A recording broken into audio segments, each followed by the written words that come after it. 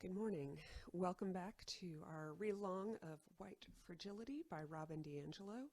Why it's so hard for white people to talk about racism. Today we're moving on to the second part of Chapter 2. And just as a little housekeeping thing, I've been asked when we might have some online discussions regarding the book. I am pulled away right now by various other obligations. But after I come back from being out of town, I should be back on June 23rd. Then I'll try to set something up where we can have like a live Zoom sort of happy hour, or maybe once a week or once every 2 weeks we gather on Zoom just to sort of discuss the book. There are plenty of amazing study guides out there. I really recommend checking out the UUA, Unitarian Universalist Association guide on reading White Fragility. And so you might check those out. But there's others as well. Just Google is your friend. So with that said, here we go. Part 2 of Chapter 2. Part 2 of Chapter 2. We begin with the subhead, Whiteness as a Position of Status.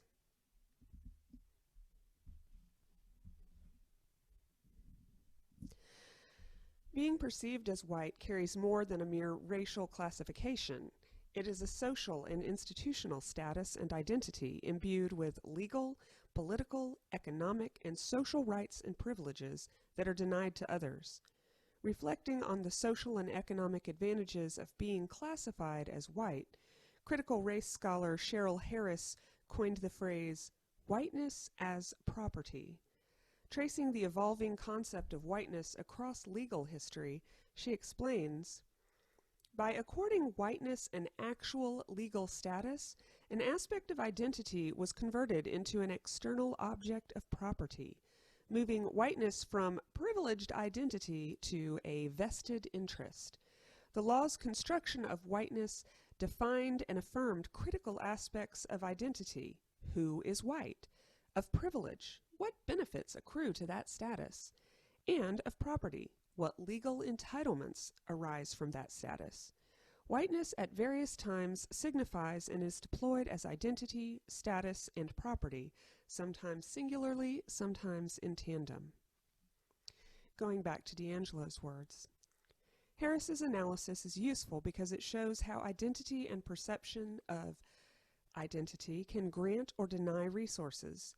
These resources include self-worth, visibility, positive expectations, psychological freedom from the tether of race, freedom of movement, the sense of belonging, and a sense of entitlement to all of the above.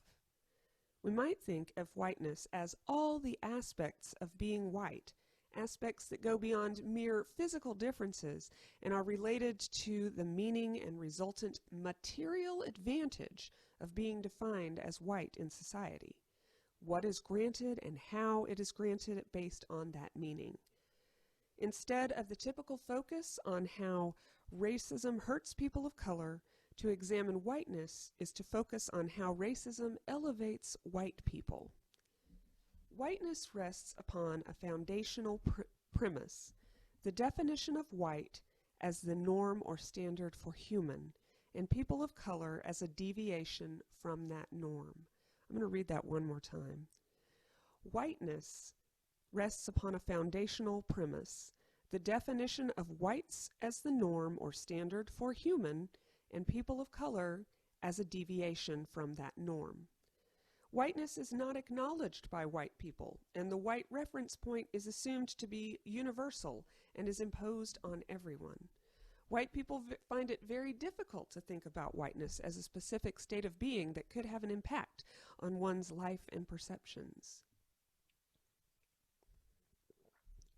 People of color, including W.E.B. Du Bois and James Baldwin, have been writing about whiteness for decades, if not centuries. These writers urged white people to turn their attention onto themselves, to explore what it means to be white in a society that is so divided by race. For example, in 1946, a French reporter asked expatriate writer Richard Wright his thoughts on the Negro problem in the United States. Wright replied, There isn't any Negro problem, there is only a white problem. As Wright pointed out, racism against people of color doesn't occur in a vacuum. Yet the idea that racism in the United States can operate outside white people is reinforced through celebrations such as Black History Month, in which we study the Civil War and Civil Rights eras as if they occurred separately from all U.S. history.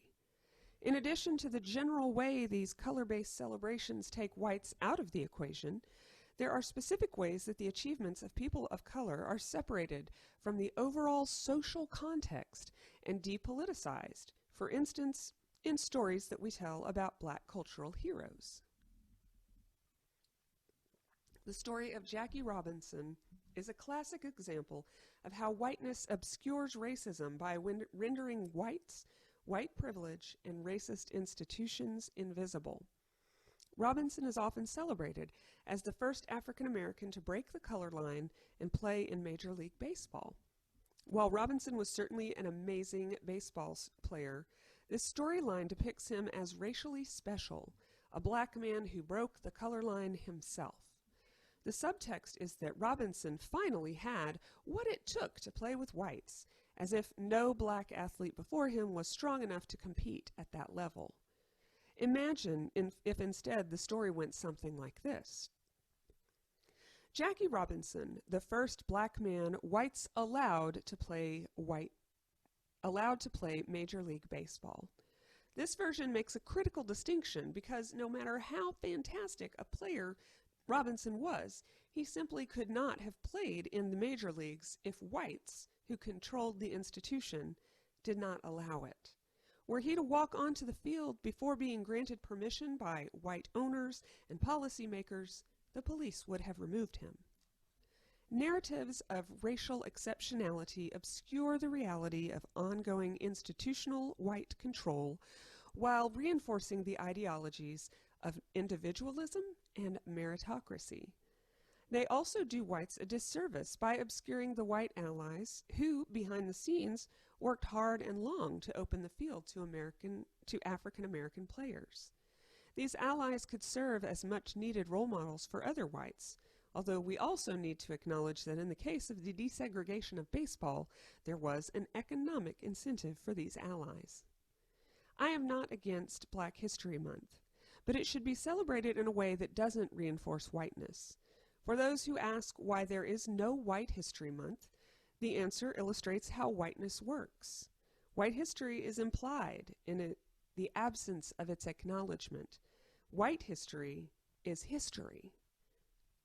Thus, our need to qualify that we are speaking about Black history or women's history suggests that these contributions lie outside the norm. Ruth Frankenberg, a premier white scholar in the field of whiteness studies, describes whiteness as multidimensional. These dimensions include a location of structural advantage, a standpoint from which white people look at ourselves, at others, and at society, and a set of cultural practices that are not named or acknowledged. To say that whiteness is a location of structural advantage is to recognize that to be white is to be in a privileged position within society and its institutions, to be seen as an insider, and to be granted the benefits of belonging. This position automatically bestows unearned advantages. Whites control all major institutions of society and set the policies and practices that others must live by.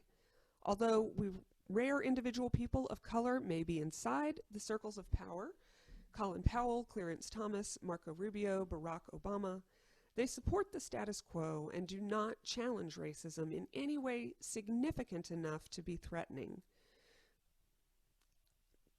The reader here might say something differently, but their positions of power do not mean these public figures don't experience racism.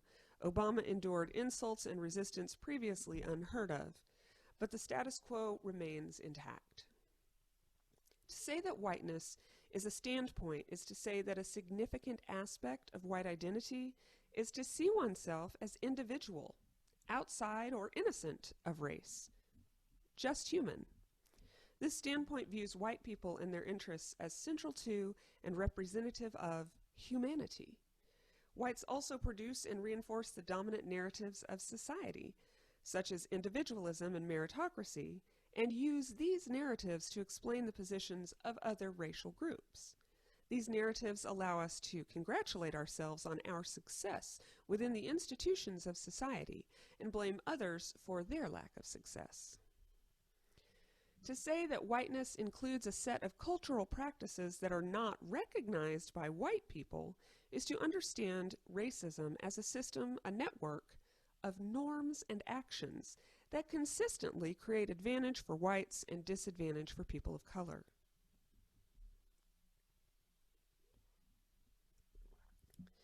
These norms and actions include basic rights and benefits of the doubt, purportedly granted to all, but which are actually only consistently afforded to white people.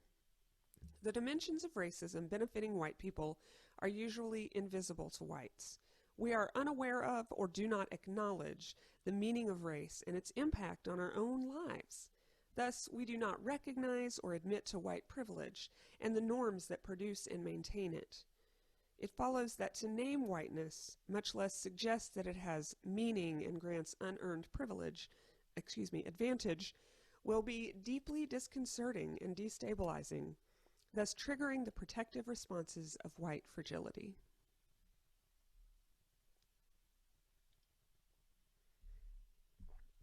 Subtitle: White Supremacy. When we look back to the civil rights movement of the 1950s and 1960s, we might think of white supremacists as the people we saw in photos and on television, beating blacks at lunch counters, bombing black churches, and screaming at little Ruby Bridges, the first African-American child to integrate an all-white elementary school in Louisiana in 1960. Note from me, Ruby Bridges just turned 65. This is not ancient history. It is nearby and as recent as the memory of your parents or yourself. Today, we might think of the self-described alt-right white nationalists marching with torches in Virginia and shouting blood and soil as they protest the removal of Confederate war memorials. Most white people do not identify with these aspects and images of white supremacists, and so they take great umbrage at having, to the term being used more broadly. For sociologists and those involved in current racial justice movements, however, white supremacy is a descriptive and useful term to capture the all-encompassing centrality and assumed superiority of people defined and perceived as white, and the practices based on this assumption. White supremacy in this context does not refer to individual white people and their individual intentions or actions, but to an overarching political, economic, and social system of domination. White supremacy, repeating, in this context does not refer to individual white people and their individual intentions or actions, but to an overarching political, economic, and social system of domination. Again, racism is a structure, not an event. While hate groups that openly proclaim white superiority do exist, and this term refers to them also, the popular consciousness solely associates white supremacy with these radical groups. This reductive definition obscures the reality of the larger system at work and prevents us from addressing this system. While racism in other cultures exists based on different ideas of which racial group is superior to another, the United States is a global power, and through movies and mass media, corporate culture, advertising, U.S.-owned manufacturing, military presence, historical colonial relations, missionary work, and other means, white supremacy is circulating globally. This powerful ideology promotes the idea of whiteness as the ideal for humanity well beyond the West. White supremacy is especially relevant in countries that have a history of colonialism by Western nations. In his book, The Racial Contract, Charles W. Mills argues that the racial contract is a tacit and sometimes explicit agreement among members of the peoples of Europe to assert, promote, and maintain the ideal of white supremacy in relation to all other peoples of the world. This agreement is an intentional and integral characteristic of the social contract, underwriting all other social contracts. White supremacy has shaped a system of global European domination. It brings into existence whites and non-whites, full persons and subhumans. It influences white moral theory and moral psychology and is imposed on non-whites through ideological conditioning and violence. Mills says that what has usually been taken as the racist exception has really been the rule. What has been taken as the rule, racial equality, has really been the exception. End quote. Mills describes white supremacy as the unnamed political system that has made the modern world what it is today. He notes that although white supremacy has shaped Western political thought for hundreds of years, it is never named. In this way, white supremacy is rendered invisible, while other political systems, socialism, capitalism, fascism, are identified and studied. In fact, much of white supremacy's power is drawn from its invisibility, the taken for granted aspects that underwrite all other political and social contracts. Mills makes 2 points that are critical to our understanding of white fragility. First, white supremacy is never acknowledged. Second, we cannot study any socio-political system without addressing how that system is mediated by race. The failure to acknowledge white supremacy protects it from examination and holds it in place.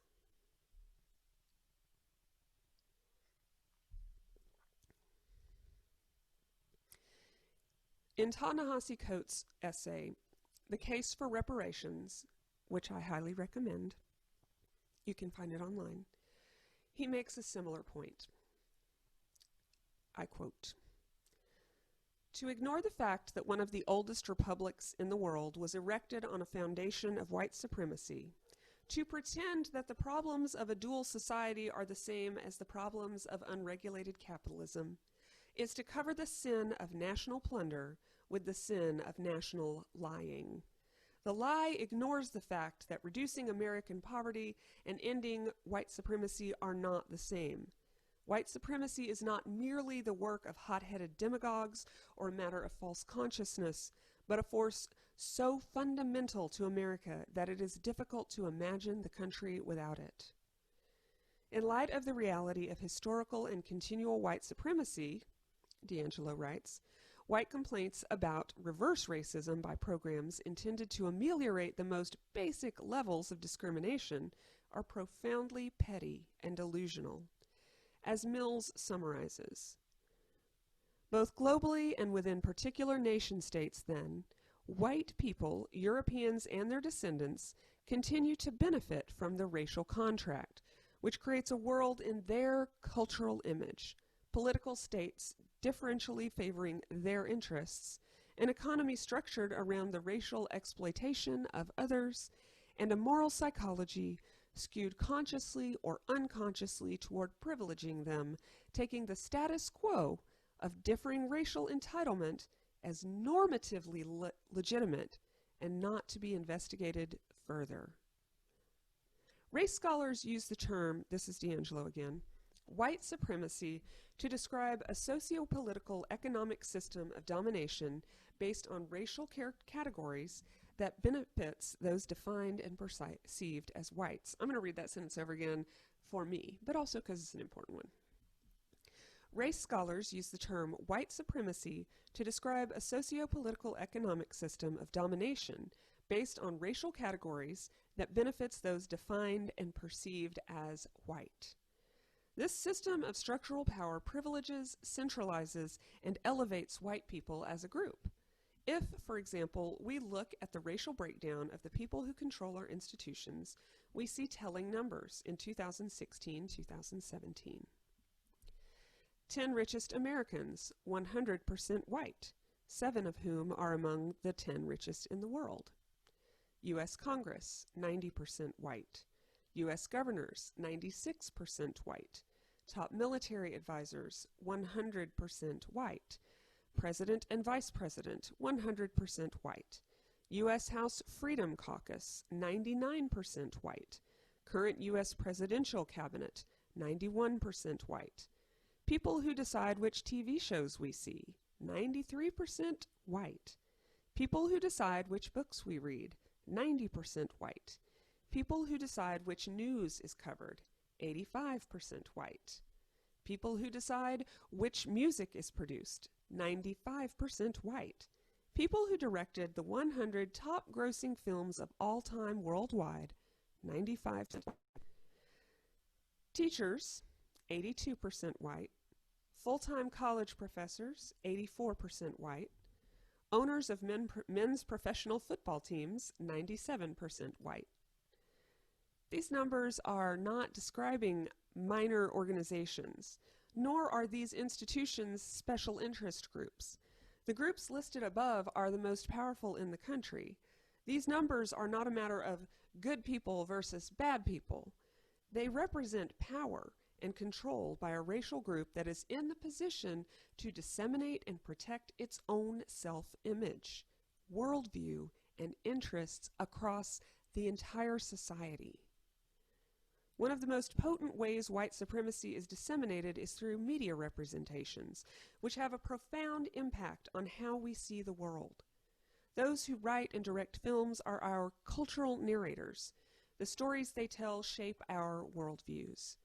Given that the majority of white people live in racial isolation from people of color, and black people in particular, and have very few authentic cross-racial relationships, white people are deeply influenced by the racial messages in films. Consider one statistic from the preceding list. Of the 100 top-grossing films worldwide in 2016, 95 were directed by white Americans, 99 by men. That is an incredibly homogeneous group of directors. Because these men are most likely at the top of the social hierarchy in terms of race, class, and gender, they are the least likely to have a wide variety of authentic, egalitarian, cross-racial relationships. Yet, they are in the position to represent the racial other. Their representations of the other are thereby extremely narrow and problematic, and yet they are reinforced over and over. Further, these biased representations have been disseminated worldwide. While white supremacy originated in the West, it circulates globally.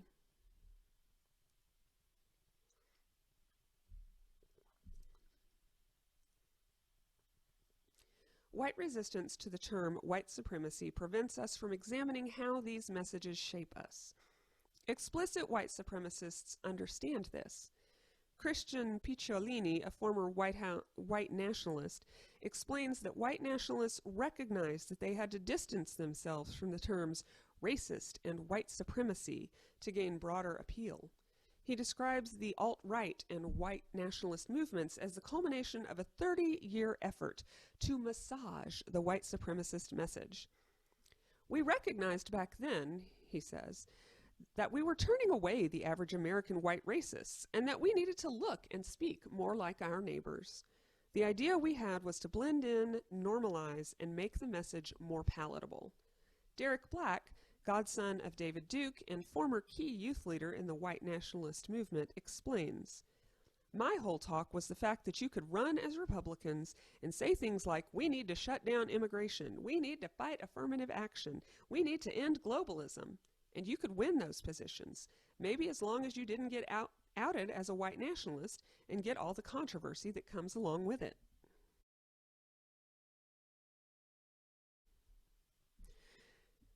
Today's white nationalists are not the first to recognize the importance of distancing oneself from the more explicit expressions of white supremacy. In a 1981 interview, Lee Atwater, Republican political strategist and advisor to Presidents Ronald Reagan and George H.W. Bush, explained what came to be known as the Southern Strategy: how to appeal to the racism of white Southern voters without pronouncing it openly. I'd like to pause here for a moment, as I will be using a quote now that uses the N-word, and I'm going to read it as it is written because these are Atwater's words, and I think it's important that they be reported as they were spoken.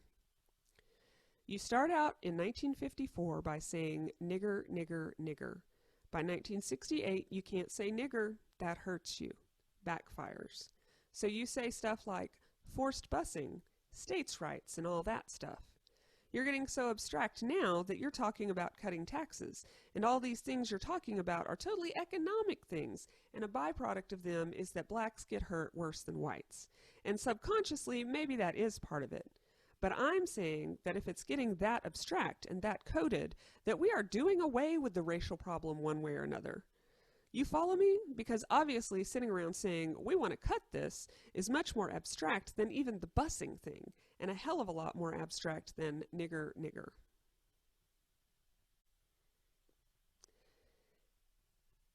DiAngelo goes on. Our umbrage at the term white supremacy only serves to protect the processes it describes and obscure the mechanisms of racial inequality. Still, I understand that the term is very charged for many white people, especially older white people who associate the term with extreme hate groups.